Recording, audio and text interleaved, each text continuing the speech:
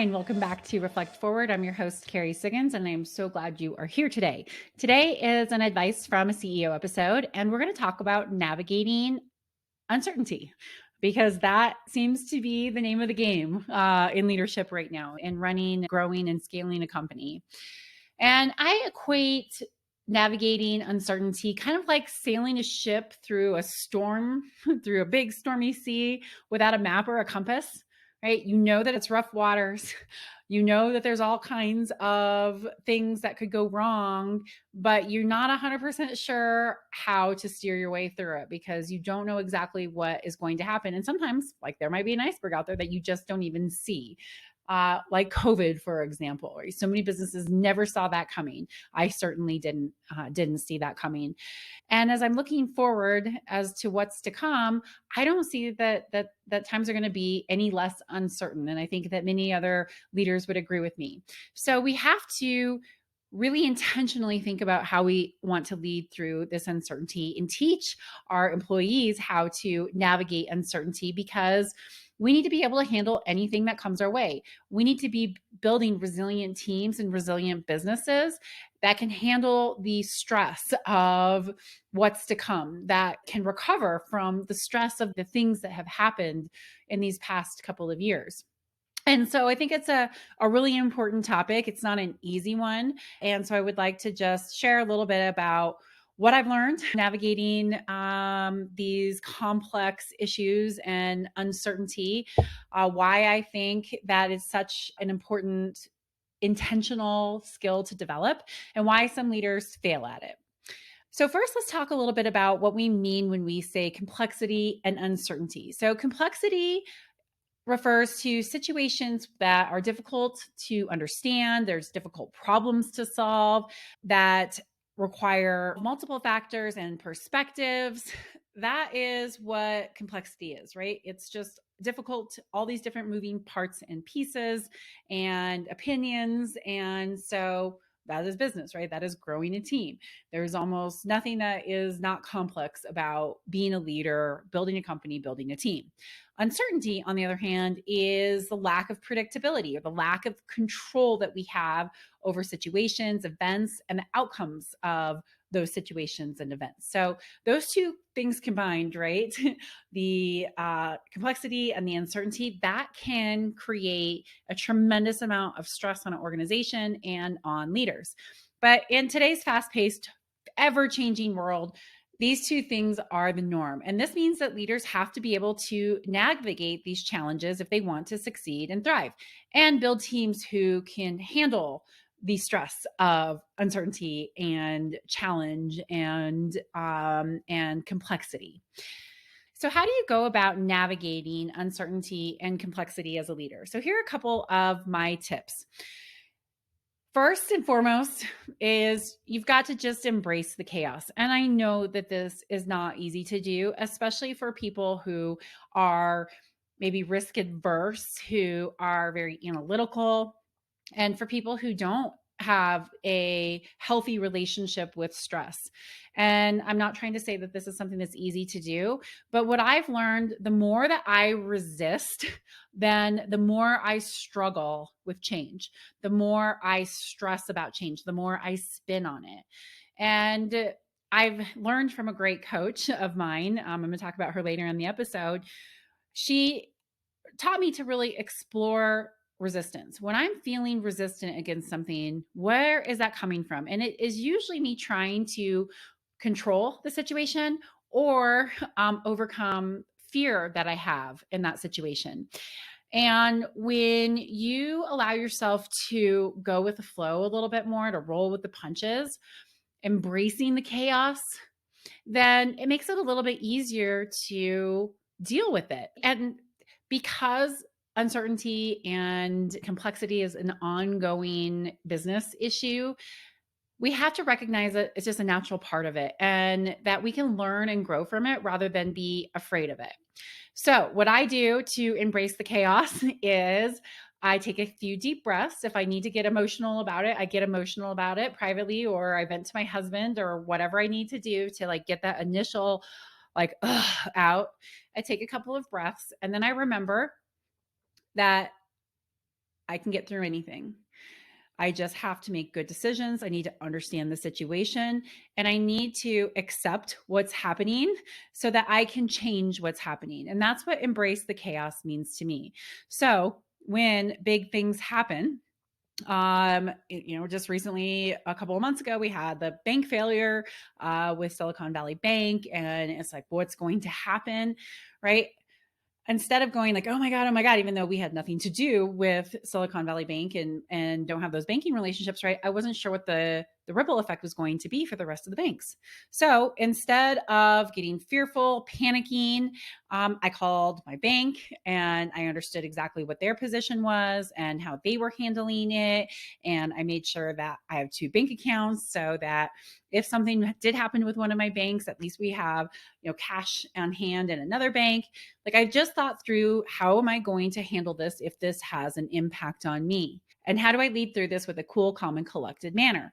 And so that's what embracing the chaos is. It's going to be this way. And how I choose to show up is going to either create more chaos or calm the waters as we navigate through the next storm.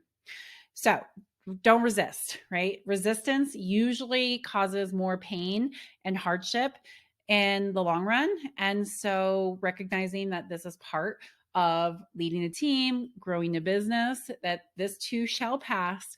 How do you navigate it to make good decisions so that you aren't coming from a place of panic? So the second aspect of being able to handle complexity and chaos and uncertainty is to cultivate a growth mindset. So there's two different types of mindsets, and I know a lot of you already know this, but I'll just give kind of a brief description of either one of each of them, so that we're on the same page here. A growth mindset means that you believe that your innate intelligence and talent can be developed with practice and with effort. So I can learn from these new things. I can grow. I can change because I'm curious about the world. I'm self-aware. I'm self-reflective. I hold myself accountable so I can grow. On the other hand, a fixed mindset means that you believe that your intelligence, your talent, your other qualities that you have are innate and unchangeable. So I am the way I am, just have to accept it. And why a growth mindset matters, because when you believe that you can learn and grow from anything that happens to you, when a roadblock comes up or a situation comes up, rather than looking at it as just an obstacle to overcome, you really can change your relationship with uncertainty. It helps you it helps you embrace new ideas, new ways of looking at a problem. It allows you to ask for feedback and to ask people for their opinions and their perspectives. And when you do this, it means that you're willing to adapt and to change. When you're in a fixed mindset, it's like, nope, this is just the way it is. It's just an obstacle that we have to overcome. And you approach it in a much more fixed way, in a much more rigid way, which means that you're not necessarily learning and growing and potentially creating new opportunities out of the chaos. For example, a couple of years ago, Stone Age got hacked, right? An incredibly complex situation, an incredibly uncertain, chaotic situation.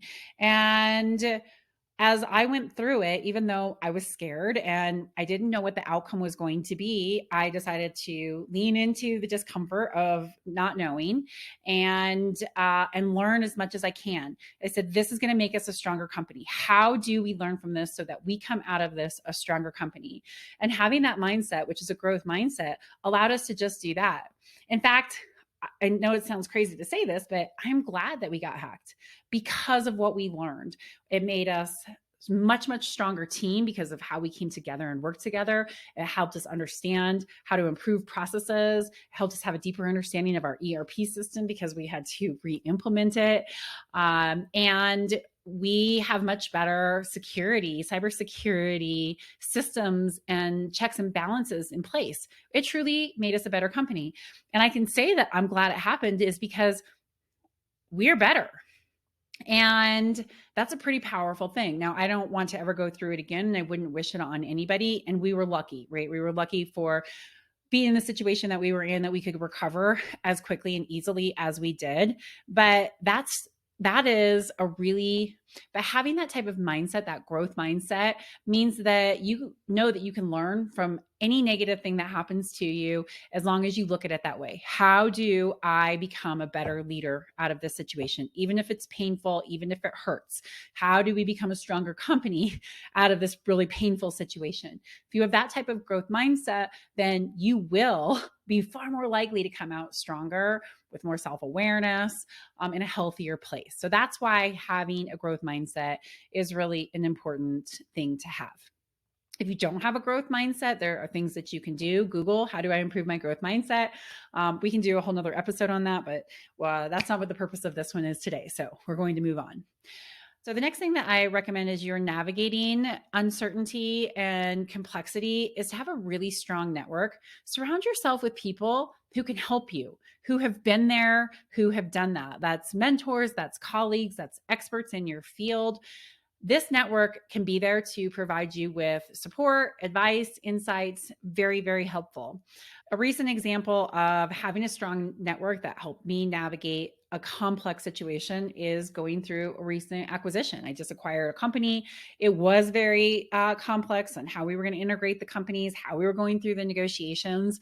And I surrounded myself with really, really great people. I had a fantastic advisor who helped negotiate the deal, helped us get the deal done. I learned so much from him. I had my board of directors. I had YPO, Young Presidents Organization, my forum, I have forum mates who have gone through lots of acquisitions. I had this really great network who could help me navigate that complexity, help me navigate the uncertainty, be able to bounce ideas off of how should I handle this? This is what's going on. Have you experienced this before? Share your ideas with me. If I wouldn't have had this big network of people, then I wouldn't have had the ability to seek advice and experience share. And so as a leader, it's really important that you build out your network. When you build out your network, you can get through things so much easier because you have advice, you have resources to be able to turn to. So don't underestimate the power of a strong network.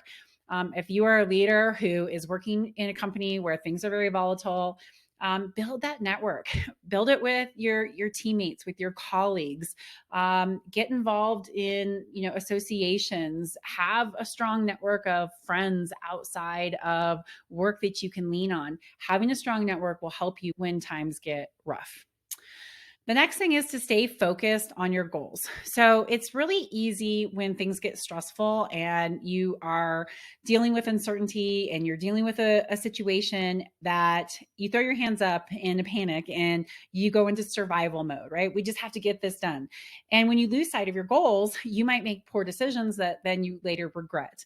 And you can do that in life. You can do that in leadership, in scaling a company. That happens. But if you stay focused on your goals, it will help you be that guiding North Star to say, okay, I remember why I'm doing what I'm doing here, and I'm going to push through. I love this analogy from Peloton. I ride my Peloton. It's a stationary bike that it's just absolutely fantastic. And they have these weight training classes. And I love one of the instructors because she said, you didn't sign up for a 36-minute class. You signed up for a 45-minute class. Don't forget what your goals were when you started this class. Even though it's hard and you're tired and you want to give up right now. I love that, right? I love that because you start in going like, yes, I'm going to do this. I'm going to complete it. And then when things get hard and you start to get tired, it's really easy to give up. So I use that analogy so much in my life because it is easy when things get tough to be able to give up. So remember why you're doing what you're doing. Remember your goals and your purpose and use that as your North Star so that you continue to make those good decisions, even when life throws you a curveball, when business throws you a curveball. Stay focused with that. We did this back in 2020 when we bought Breadware, our IoT product development company. IoT means basically connected devices, smart devices. Anyway, we were negotiating to close the acquisition in March of 2020.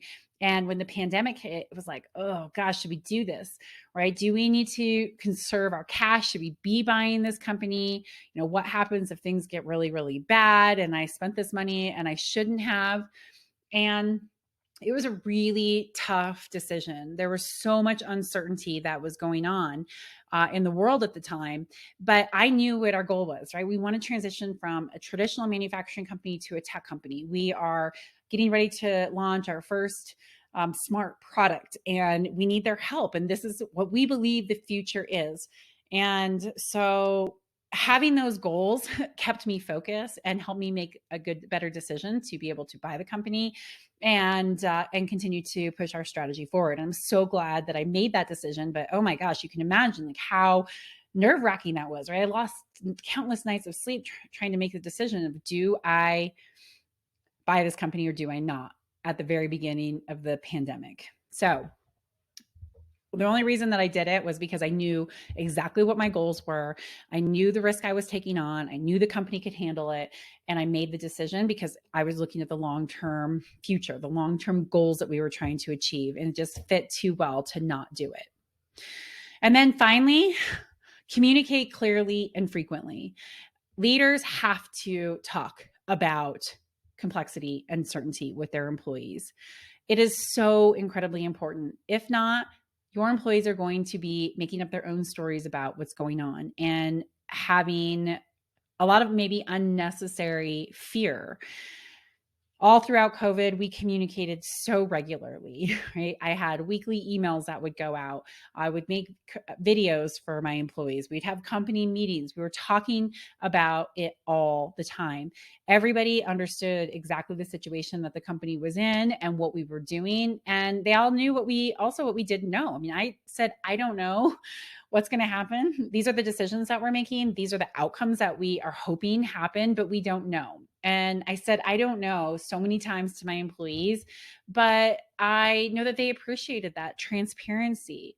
So in times of uncertainty, when chaos is happening, when you're dealing with a really complex situation, talk to your stakeholders, talk to your customers, talk to your employees, let them know that you're listening, that you're asking for their feedback, and that you care enough about them to share what's going on. That will help you navigate an uncertain situation far better than if you just clamp down.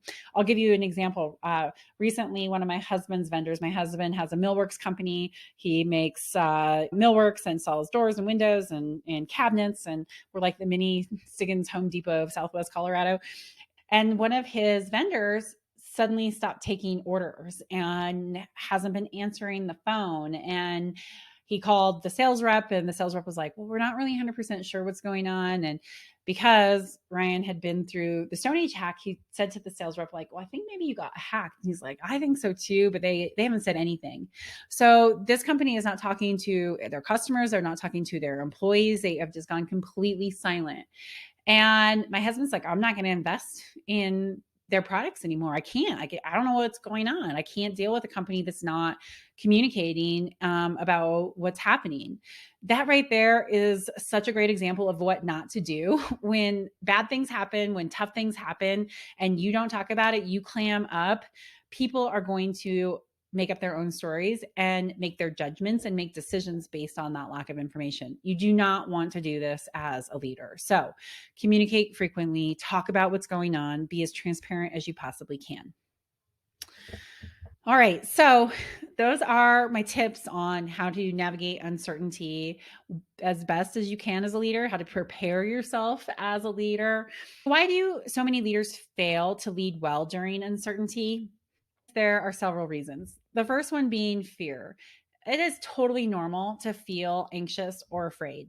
When we let our anxiety or our fear stop us, when we let our fear control us, when we lose confidence to make decisions, then we are not going to lead through uncertainty well. So it's okay to be afraid. It's not okay to not take action. And so this is a really important thing to understand. Why am I afraid of this situation? Where is this fear coming from? How do I get more information to make sure that I really understand the situation so that I can make decisions?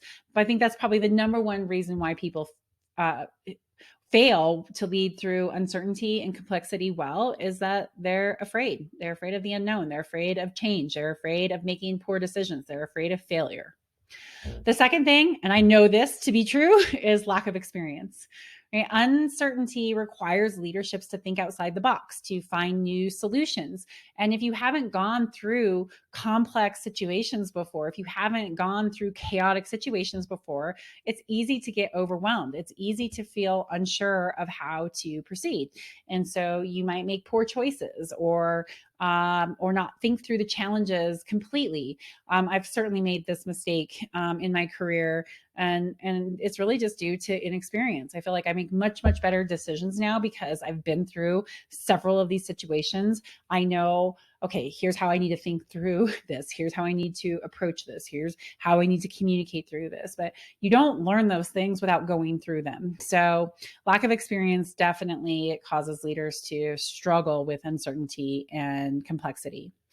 Rigidity is another one. People who are very rigid in their ways, who are reluctant to change, who are not adaptable, it makes it hard to pivot. And pivoting in these uncertain times, it's really crucial. We've pivoted multiple times as a company over the last decade, really, to make sure that we are meeting the ever-changing demands of our customers and the global events that are happening in the world that impact our business.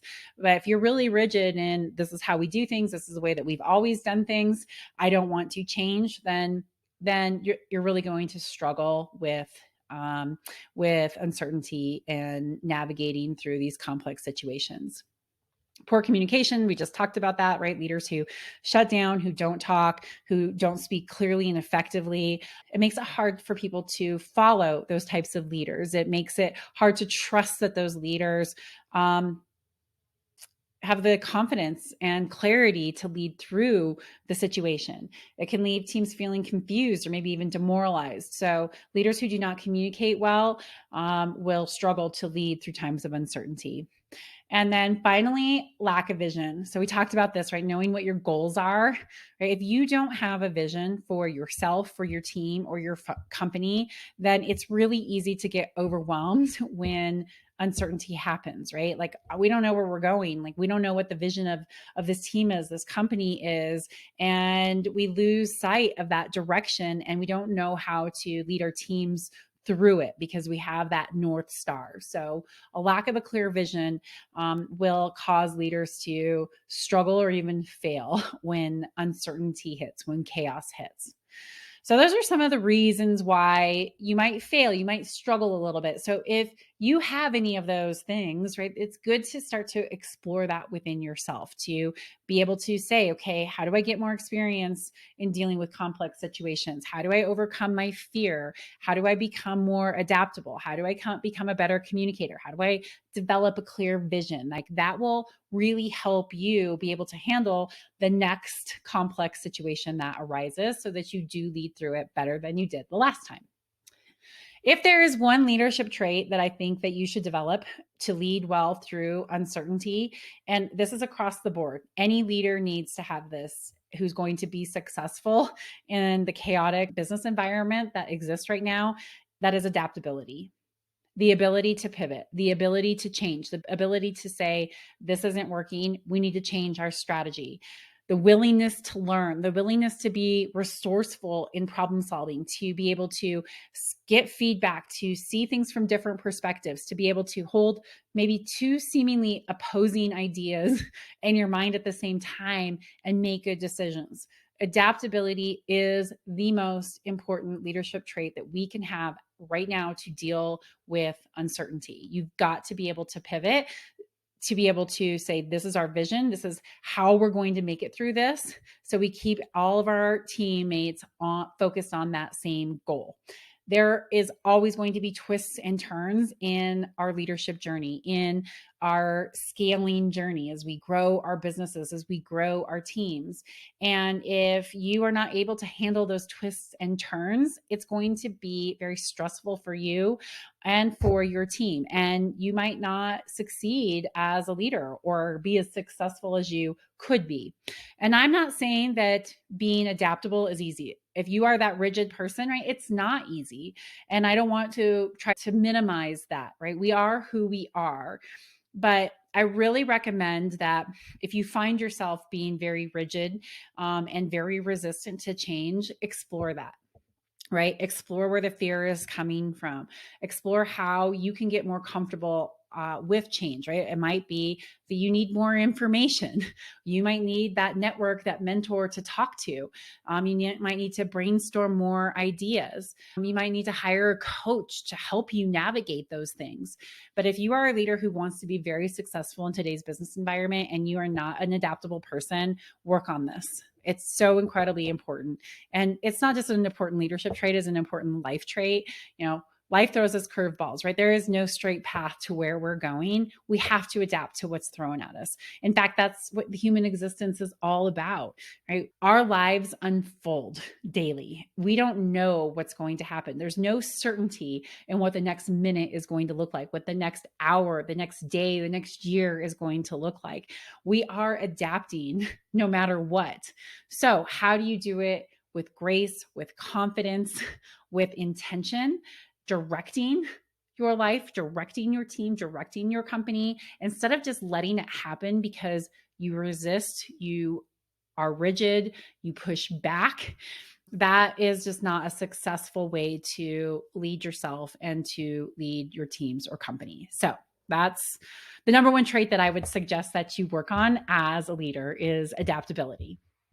Ultimately, though, to sum this whole thing up, leading through uncertainty requires a very unique set of skills and qualities, and not all leaders possess them, but it does not mean that you can't develop them, right? Experience helps. Being intentional about how you're developing your leadership and your communication style, that will continue to help you lead through the next uncertain situation, the next chaotic situation well. And it will happen. So even though we might be through the tough one of COVID, now we're dealing with potentially in the economy crashing, banking failures, a war in Europe. Like all of these things are going to change our business and put us in situations where we're going to have to pivot. So how are you doing that? If the economy does go down, what are you going to do? Right? Just sitting there fretting about it, worrying about it, that does not help you prepare for what might be coming next. So be intentional, think about it, right? How are you going to pivot? How am I going to adapt? How do I strengthen that muscle to be able to navigate through uncertainty well? So very important leadership trait, very important conversation. There's no doubt going to be more uncertainty that we're going to be talking about. I'm confident of that. And hopefully this helped give you a couple of ideas on ways that you can prepare yourself for the next one. Okay, on to my question of the week. It came from a podcast listener who said, after listening to your podcast on staying calm under pressure, I was left wondering what your relationship with stress is and how that impacts your ability to stay calm under pressure. Can you share your thoughts on this? I love this question. In fact, I really was remiss in that podcast by not discussing this. And the reason why this landed so much with me is that I have this conversation with my husband all the time. When he comes home and he's upset or stressed about something, and I'm like, why are you stressed about that? Like, it's not that big of a deal. Like, that's just part of growing a business. And he said to me one day, yeah, but you don't get stressed about this stuff. Like, you are so unique in that. Like, the rest of the world does not stress about this stuff. And that comment combined with this question made me really reflect on the relationship that we all uniquely have with stress, right? My personality type combined with experience allows me to say, that's not going to stress me out. I'm going to choose to not get stressed out about this. Or the self-work that I have done through working with coaching, through meditating, through reading, through being mentored by people, right? I have developed a lot more resilience to stressful situations. I wasn't always like that, but I would say that my relationship with stress has always been one that I can probably handle a lot. Not everybody is like that. So to stay calm under pressure, it might be a lot easier for a person like me who has, I would say, a healthy relationship with stress. I know how to handle it. I know how to deal with it. In fact, I kind of like it. For a person who's like, I don't like stress at all. In fact, when I am stressed, I tend to crumble. And so understanding what your relationship with stress is really important for you to be able to navigate how to stay calm under pressure. And that is uniquely you. That is your unique relationship with stress. I don't want to minimize your journey and your unique relationship with stress, saying that it's just easy. Like, just, do some deep breaths. Think about the last time that you went through something stressful. The outcome probably wasn't as bad as you made it out to be. Like, that's easy to do when you have a healthy relationship with stress, when you can handle a lot of stress. And that's just not everybody. So I would encourage you to explore your relationship with stress. What happens when you get stressed? What are the triggers that you have? What are the feelings that you have inside your body? And then start to work on one thing that will help you reduce your stress a little bit, or even if it's just one thing. For my one thing is exercise, right? I know when I go out and get a little bit of exercise, I get some endorphins up, I can clear my head, I can have clarity in the situation, and I feel better. That's my one thing that really helps me deal with stress well. What is your one thing, and how does that impact your relationship with stress? I encourage you to explore that. I don't have the answer for you. No one has the answer for you. Only you will have that answer. But the deep exploration with what does stress mean to me? What does my relationship to stress look like? Will help you then be able to say, okay, now the next time this stressful situation happens, I can explore it a little bit more deeply. I can say, okay, this is triggering me because of XYZ. And here is my tool, my one thing, or my couple of things that I do to help ease that stress, to help stay a little bit more cool, calm, and collected in the moment. So really explore that. That's an interesting aspect to look at this whole idea of remaining calm under pressure. It's not easy, and you can get better at it, but you only get better at it if you do that self work. If you really understand what stresses you out and why, what those triggers are, and have some tools in your tool belt to be able to handle stress a little bit better. Just recently, a dear friend of mine, the coach that I've hired to lead us through developing tools to deal with stress at Stone Age, recently had a stress-induced heart attack. So she dislocated her finger in a really horrible way, couldn't have surgery for 3 days, was in excruciating pain with this broken hand. And she had the surgery.